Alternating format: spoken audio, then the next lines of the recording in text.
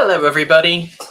Well, this is a fun little live stream. This is not the usual Transport Evolved live stream, and well, it's a frustrating stream, and I'm doing this stream because I'm hoping that you guys can help me out. Because frankly, I'm all out of ideas. We are having some issues right now with our networking. All that is scared. Sacred even. This is what happens when you have issues with your networking and your computers are misbehaving. Which one are you looking for? I think this one. Okay, go for it. Is it giving you problems? Nope. Okay, it's actually working very well. Okay, good. All right, so it's been a bit of a week. Yeah, I did mean sacred, and it's now been fixed. So we've done that. So it's been a week. It's been a week at the channel. Obviously, we had a departure of a team member, which meant some things had to be moved around. We had some issues with power yesterday because it snowed yesterday. We had like 4 or 5 inches of snow yesterday, and that in turn caused our power to go on and off and on and off and on and off and on and off. What turns out is that the UPS that we had in the server room, we did originally have 2. The first one died. We couldn't get it back. The second one bravely carried on, obviously doing double duty, and now it died. And basically it wasn't staying on, even though the battery is fine. We've checked the battery. And so the UPS is on the way out. It's very old. Yes, I do need an F-150 Lightning. I also need some sleep because, as you can hear, it's been one of those days. Really has been one of those days. I don't want to be a moaning Myrtle, but it has been, ye gods, has it been one of those days? It really has. So anyway, yesterday we had problems on and off. Power kept going on and off. So what I did was we had a nice big chunky UPS here in the studio for my work machine. Totally overkill for what we needed. That is more than capable of running the server room. So we spent yesterday morning moving that UPS over to the server. It's now snowing again. Yay! It's not settling. At least we hope not, because if it does, Michael's going to have to go home. But we moved the UPS over to the server room and rejigged everything, got it working. And then the bad stuff started happening. Now, for those who don't know, our server has a 10 gigabit per second connection to the edit machines, because if you're editing 4K video, 6K video, you need a very, very high bandwidth. So Michael behind me right now, as you can probably see, Michael is editing the EV6 review, and he needs a very fast network connection to the server. There's over 3 terabytes worth of data on that video. And so he's editing it right now, and he needs a good, strong, fast internet connection. And yesterday he wasn't here because he got snowed in, or rather I got snowed in, and he couldn't come up here because his car doesn't have winter tires and it's pretty sucky in the snow. So he worked from home yesterday. Today, obviously he's here working, but yesterday after we had the power cuts, we started to have some issues with our 10 gigabit per second switch. Now we have a switch. It's a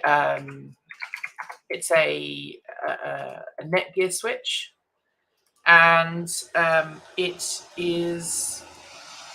been resetting itself, and so it lost all of the information. I'm going to log into it now and share this with you, because the reason I'm doing this is because I'm hoping someone watching this is a network guru and can come up with some ideas that we haven't had yet. So here we go. Let me share this portion of the screen with you.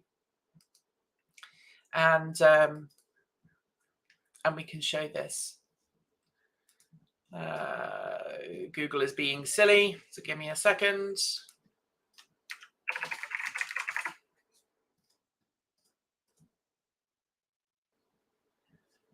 All right, let's try. Let's see if it actually does want to work. Here we go. It's not going to.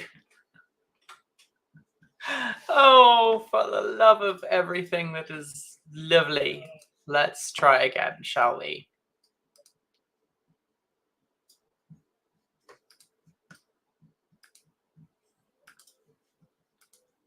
Let's see if I can do this. Yeah. Google Chrome is being a poop. I don't know why it's being a poop. It refuses to let me share.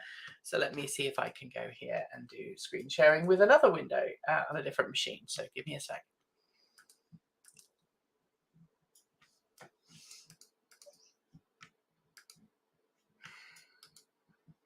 Honestly, I've just had enough with the world today. It is just like, hello, why are you doing this? All right, so.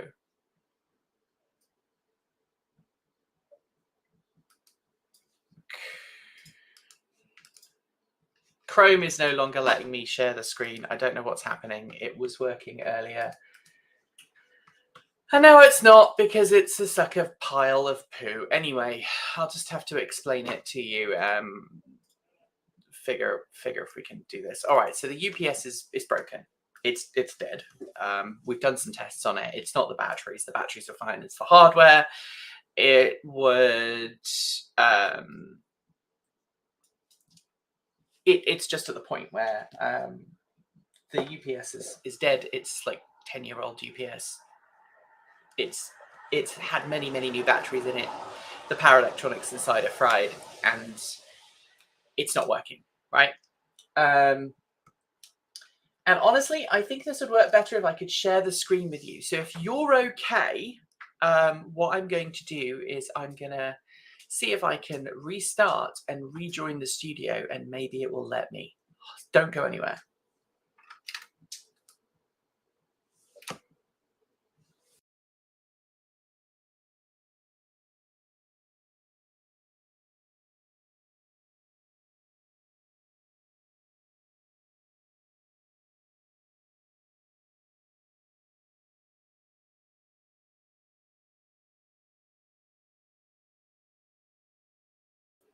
Let's see if I'm back. Am I back? And can you see and hear me still? Because that would be kind of important.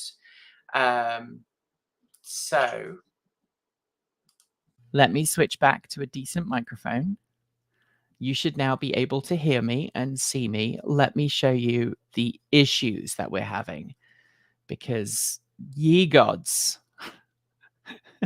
networking is a pain in my side. All right, so let me share this for a second. All right, you should be able to see it now. All right, so we have obviously we have this. This is a Netgear 10-port smart managed switch. We purchased this in 2018, early in 2018. And what keeps happening is it keeps resetting itself. This is a side effect of the power doing weird things yesterday. And the UPS not being properly connected or not properly functioning. And what happens is it keeps resetting itself to 1970, which is obviously the Unix reset time. If I connect any devices to it on a 10 gig network, and we have multiple things in the studio in the house that are 10 gig. So we've got our server Kennedy is 10 gigabit per second networking. The machine I'm talking to you on now is 10 gigabit. Michael's machine uses a 10 gigabit connection. And the backup servers use 10 gigabit per second. So there's multiple devices on the network that are using 10 gigabit per second, and we're just about to build an ingestion machine which is going to take these little puppies and automatically ingest them so we don't take up an edit machine. They are also going to be 10 gigabit per second. Do I know how clean my current power is? Pretty clean. It seems pretty clean. And obviously, so this issue happened while it was going through the UPS, but it also happens if I just plug it into mains. So it's happened a couple of times over the last couple of months, but yesterday it now seems to be happening all the time. Excuse me. I've tried resetting it to factory settings. And the thing that worries me is that this seems okay, right? This is all good. Got plenty of spare memory. It shows me that everything is okay. System information here. All right. So it's all good. Everything seems to be operational. It's got an older software version, which is fine. I'm going to try upgrading it again. It keeps seeming to go back to this older version. So this is on the list of things that I need to do today. But basically, I can be editing a video and suddenly, bam, all of my video files disappear. My edit machine complains. It has lost the connection to the server, and I cannot connect to anything. Richard says, might it have an onboard button battery to back up the system clock? Yeah, you see, this is what I'm starting to wonder now, that there might be a clock battery in there. So I'm going to maybe have a look later, open it up and see if I can get it working. At the moment, it's quite happily sitting on the network because it's not doing anything. I've unplugged all of the 10 gigabit per second network connections because that's the easiest way for me to make sure that everything is working as it should. But there is an issue because our server, and let me bring the other window over here so you can see that. Our server is based on Ubuntu, and the RAM, I think the RAM fried CMOS, but fried CMOS or the RAM is faulty. Yeah, I think it's connected to the power cuts, and I think it's connected to the fact that the UPS went from working fine a couple of weeks ago. It, kept the idea of the UPS is to keep the system running long enough for you to safely shut down. But we had 8 power cuts overnight because of the snow, because it was wet snow, it's heavy snow, and the grid was very unstable. And the UPS just went, nah, I'm done. We're done. And I wonder if the UPS got a power surge, which is now what's fried it. But luckily, the rest of the equipment is fine. We had a server error with some other stuff. But the network switch, this is 4 years old. I'd hoped it'd work longer, and it's. If I'm sounding a little bit distracted today, I also apologize. We have some sad news. We lost Grace this morning and Marie to a coyote attack. They jumped the fence, got into the pen, and took Grace and killed Marie where she was. They couldn't get her out, so they killed Marie. So my 2 favorite chickens died this morning. So we're down to 7 again, which is, not a happy thing to happen. Anyway, back to this problem that we're trying to find a solution for here. So I have to show you the other side of the screen share. So give me a second.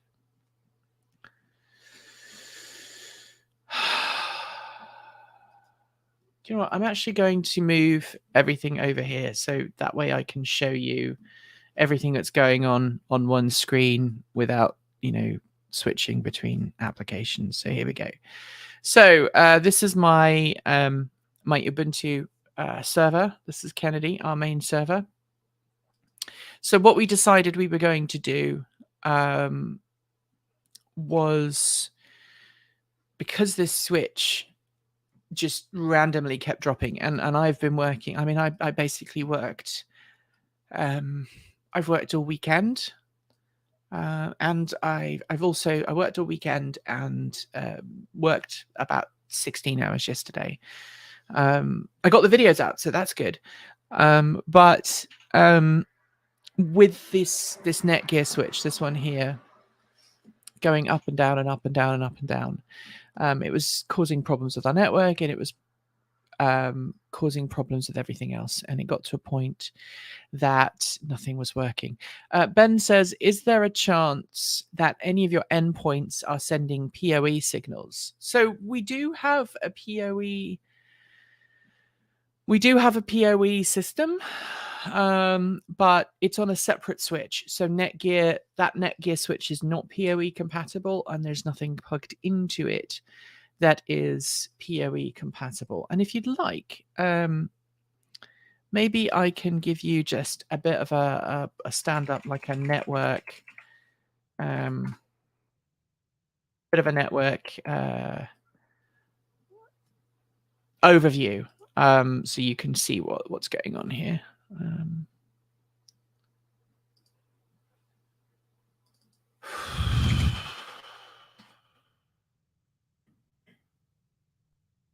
All right.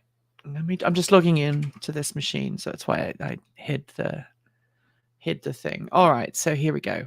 This shows you a really good example of our network switch. Okay, so this is Denali, our main switch, and then this is the big switch with the PoE stuff. This is Nodri. And that is the one that does all of the switching for the house. But also connected here is our 10 gigabit per second switch. All right. And our 10 gigabit per second switch is what we use to, it's this one, what we use to connect all of the servers. And the problem we're having right now is that it was just turning off every randomly. So, sometimes it would work. It would work for an hour, and then sometimes it would work literally for 3 minutes.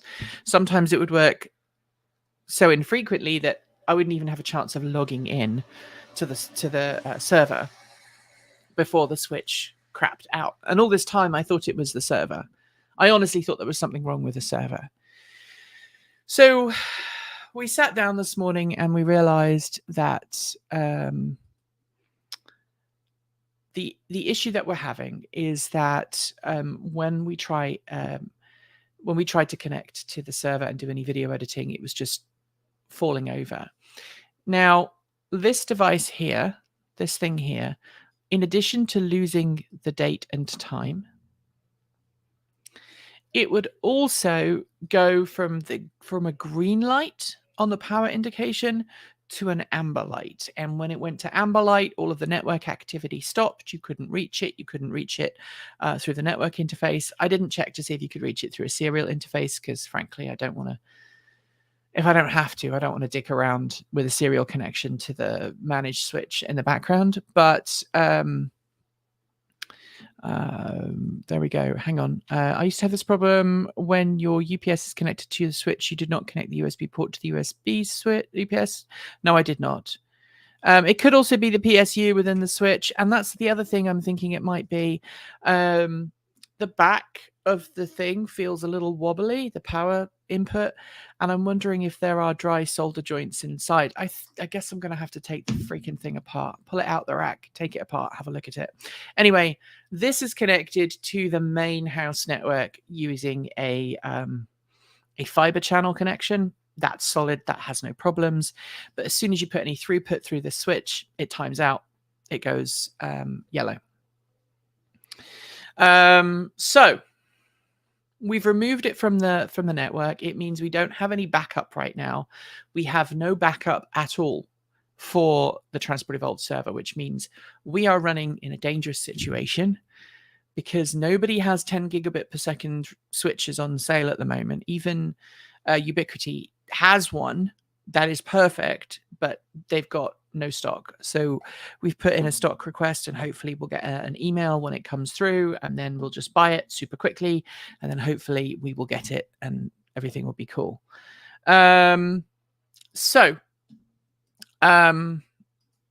What we have decided to do is temporarily, there are only 2 machines that absolutely need to have 10 gigabit per second access. If we go, okay, let's forget about the backup for a while. The backup server needs 10 gigabit per second access, which is one of the reasons we have the switch. But for now, we don't have enough spare 10 gig ports. So what we've done is, and the benefits of having a patch panel, we've direct connected Michael's machine and my machine to the 2 10 gigabit per second ports on the back of our server, which brings me to this window here. So Michael is currently connected to this switch, to this plug here. All right. He's able to connect to it. I manually created an IP address and a net mask temporarily. He is able to connect to it, but I am unable to connect to this. I've put it on a separate address, given it a separate subnet, different IP address. And I've also changed my IP address in my my machine here, so it's on the same thing, but I cannot connect to it. Actually, I just had a thought. I wonder if there is a 3 already in my network. I think there might be a .3 already. So let's pick a number that I know doesn't exist yet. So let's go with 21.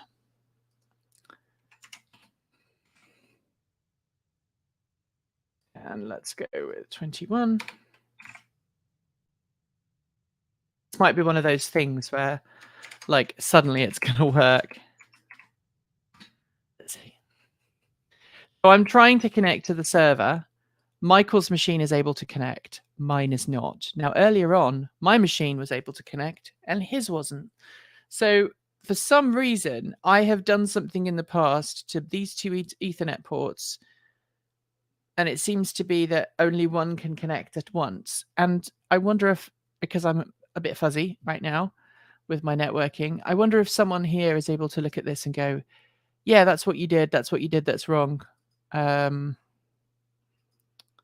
we'll see if we can go from there. I'm going to actually remove this network, this connection profile, and I'm going to actually redo it to make sure that I haven't done anything stupid.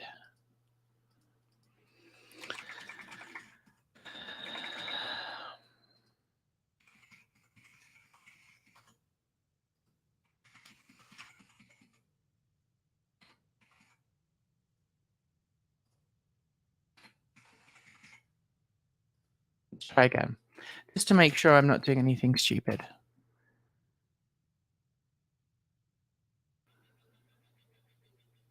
Yeah.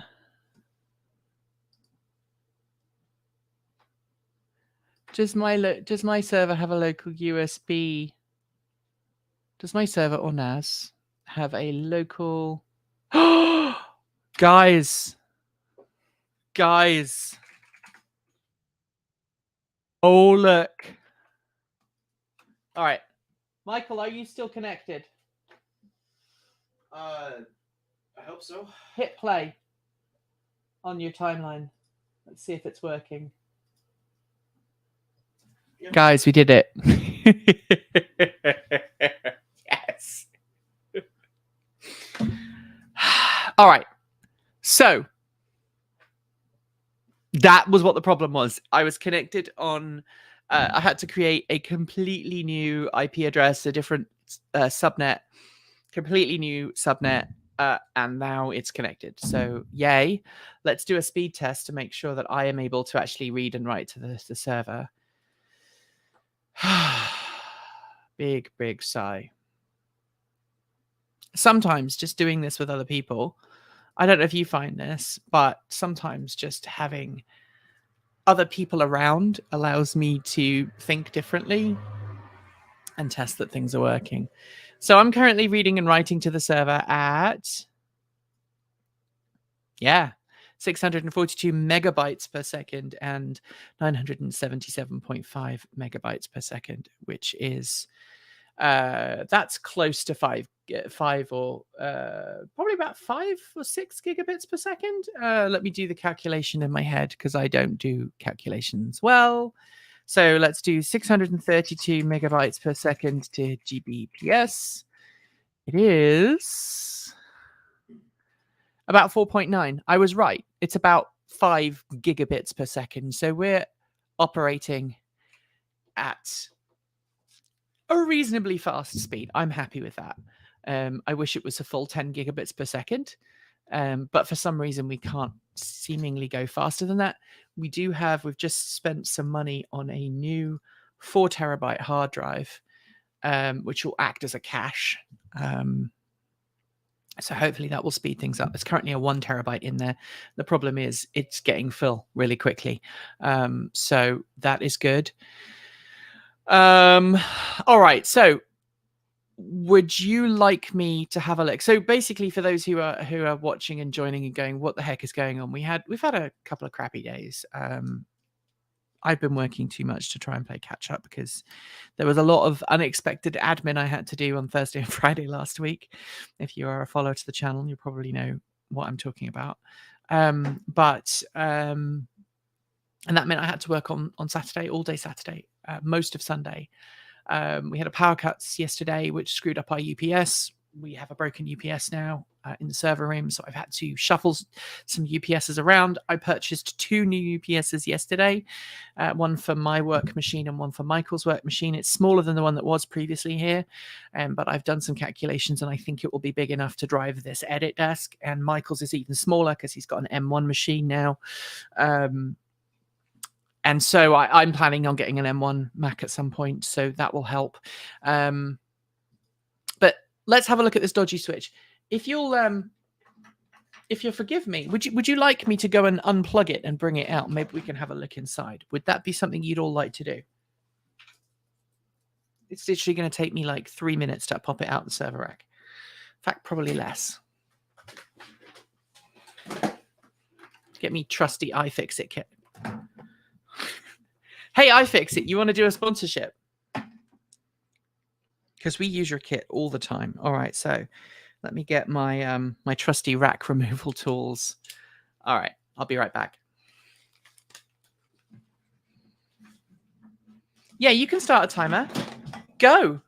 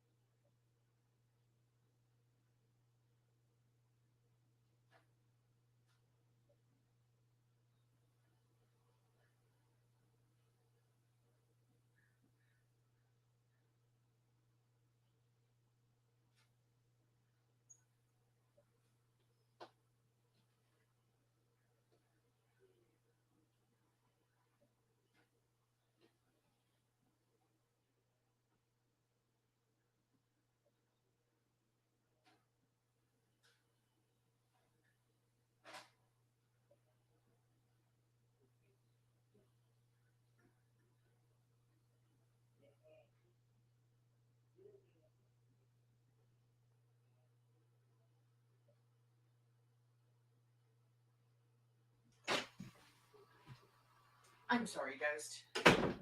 Did I surprise you? All right, so I'm back.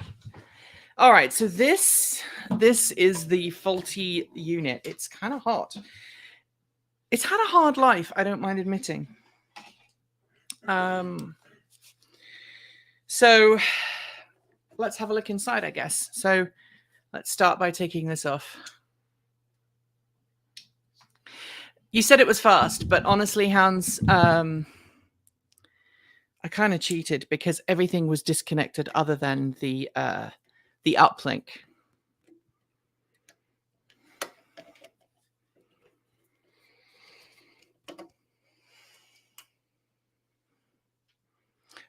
I mean, if it is just a power supply issue, then maybe we can get that working.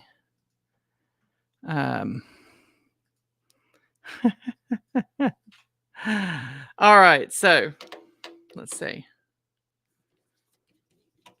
Let me see if I can move this camera down a bit as well, so you can see what's going on here.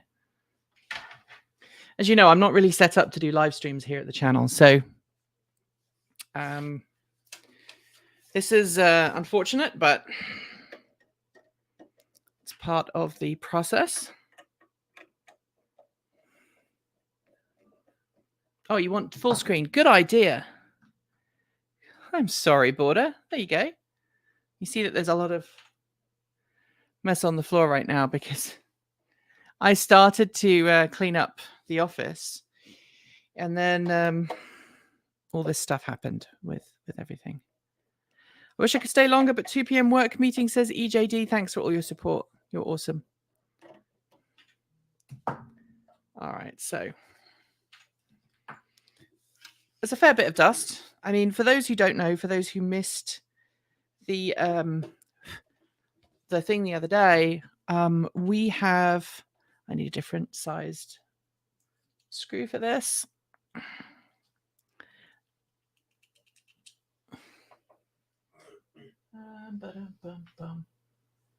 So yeah, it's been a horrible day. I'm really gutted about Marie and Grace. They were my 2 favorite chickens. But at the end of the day, I guess that is the challenge of living in the countryside, the challenge of having farm animals, you know. So there's no warranty void warning stickers. Overheating can cause overheat issues. Yeah, and you know what? We are getting AC. We've just spent a huge amount of money. So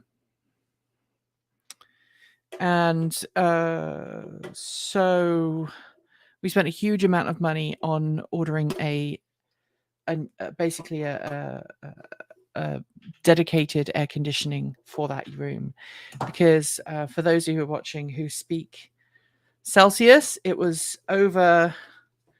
sits at over 28, 29, 30 degrees Celsius in that room most days. All right, what screw have I forgotten to undo? There we go. There's definitely a lot of some dust and some heat in there. All right, let's have a look at this power supply. So the first thing I was worried about was actually the power input, but that actually looks okay.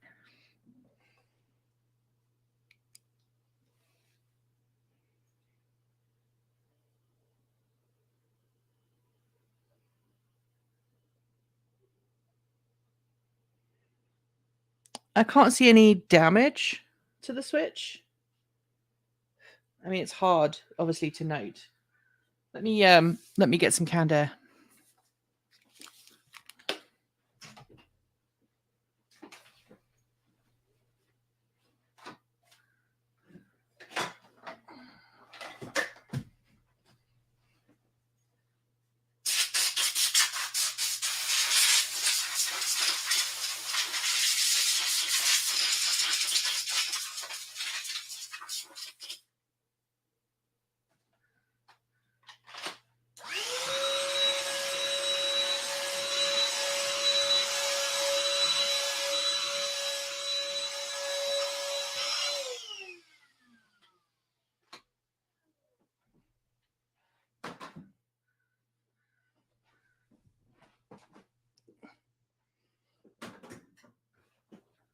All right, so yeah, I think the switch keeps rebooting itself. I can't see anything.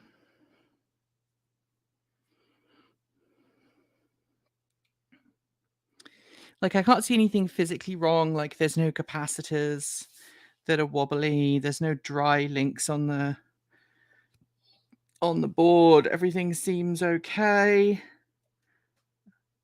Oh, I'll take that back.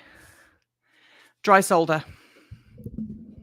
Now I don't have a machine. I don't have a thing here, but what is this?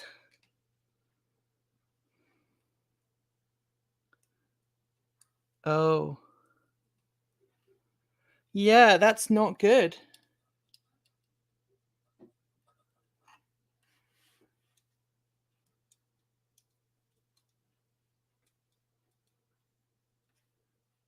Oh, maybe not. Maybe these components are supposed to be loose. So there's a series of components.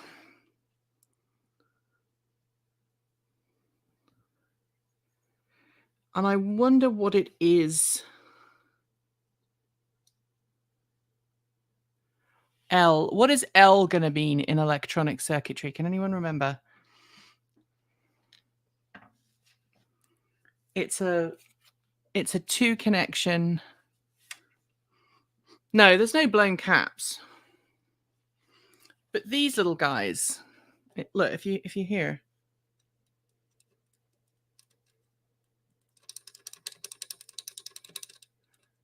Inductor. Okay. So there are some inductors that if I touch the top of them, the top of the casing on the inductor feels loose. And I wonder if they're meant to be loose. They're all the same though. So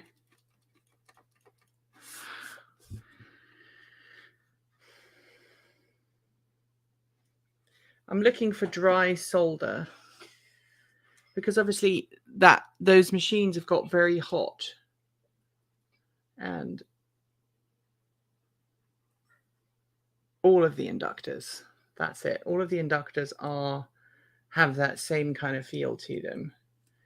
I can't see any dodgy chips on here. I can't see any blown capacitors.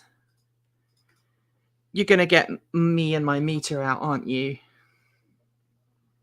That's what you're going to want me to do next. So I think the fans are working. At least you can hear them when you turn them on. Buying a new switch is always an option, but it's expensive. I mean, look, this switch is over $1,000, or it was when it was brand new. And buying a replacement switch is going to be over $1,000. I think what I need to do is, yeah, that's all good. There's no bulging capacitors. Obviously, I'd have to remove this board. You know what? I'm going to remove this board. Interestingly, there's no backup battery that I can see on the main board, although there might be one on the power supply. So let's try and remove that without touching the big, scary power electronics.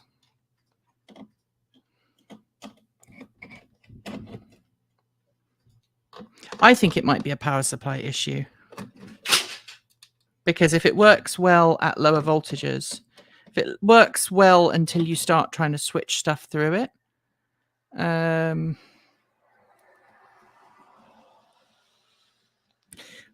you talking, Mark says, check with your local recycler. You might be able to get a good deal on a low-cost switch. That is true, Mark.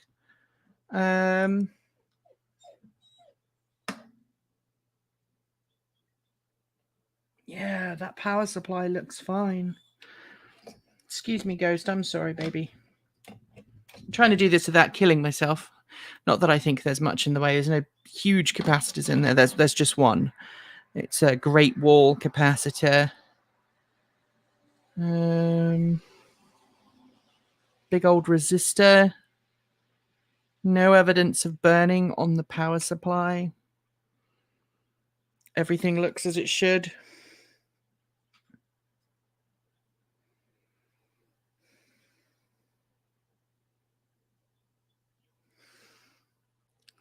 There you go.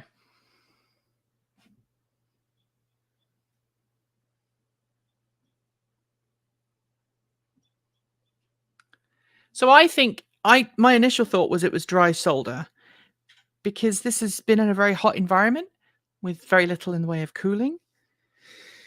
And I suspect it has been problematic. Do you wish to go outside, Ghost? Okay. Let me let you out. Go find your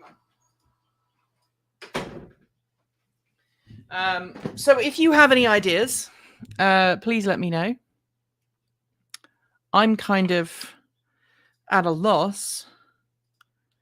Yeah, I mean, it powers on, it works fine, and then it has issues. So my goal here is to check this a bit more, get out my test equipment. Unfortunately, I don't have a scope. Kate Walton Elliott does. I do have a pretty good multimeter and whatnot. So I'll test. I'm gonna, look this over very carefully to make sure that there's no issues with the actual unit, and then after that, let's see if we can figure out why it keeps turning itself off, or rather rebooting. The other thing, of course, that I should have done, which I haven't done yet, is look at the logs. So that's also on my list of things to do. I'm not a network expert. I'm more of a Mac expert than I am a network expert, but let's see if we can figure out what the problem is, and if I can get it working and replacing the faulty parts and get it happy again, that would make my life a lot easier. Because obviously you can't, every time it drops a connection, you risk damaging the project you're working on, and also you risk issues with the actual server, with the ZFS system. Right now, Michael seems to be doing just fine on it, so I'm happy, and hopefully you are also happy. And let's see what happens. Yeah, I'm also, someone said try it without, and I can also move it to a different location, obviously, to see if that has an issue as well. But I will also reach out to the guys at Netgear and see if they can figure out what the issue is. Because 4 years for a network switch is not ideal. Not ideal at all. So I'm just putting this power supply back in so that I don't lose it. And if you have any other ideas, just leave them in the comment section below. The fact that this has given up the ghost after 4 years does not make me particularly happy. It was a very expensive unit, so hopefully we can figure out what the issue is and we can go from there. Interestingly, it looks like it's got a shared board design. This actually has the same board as the 16-port unit. There's just some blank standoffs there for more units, and there are balls there, so you could do a reflow for all of the additional components you need. Let's see if I can show you this.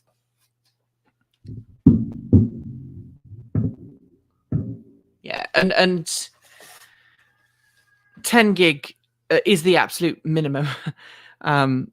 You can't use a 1 gigabit per second switch to edit video. It's just not at the level that we are filming video at. So thanks for all your help. And as always, keep evolving.